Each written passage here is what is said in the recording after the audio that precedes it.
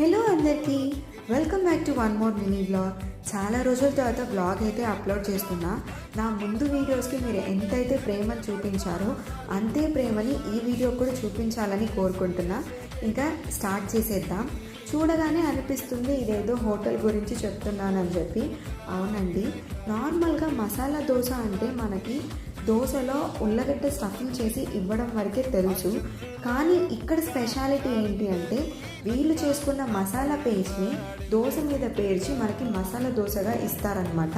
So ఇది ఎక్కడో కాదు, మన తిరుపతి బ్లిస్ హోటల్ దగ్గర ఉన్న కృష్ణ ఫాస్ట్ ఫుడ్స్ దగ్గర.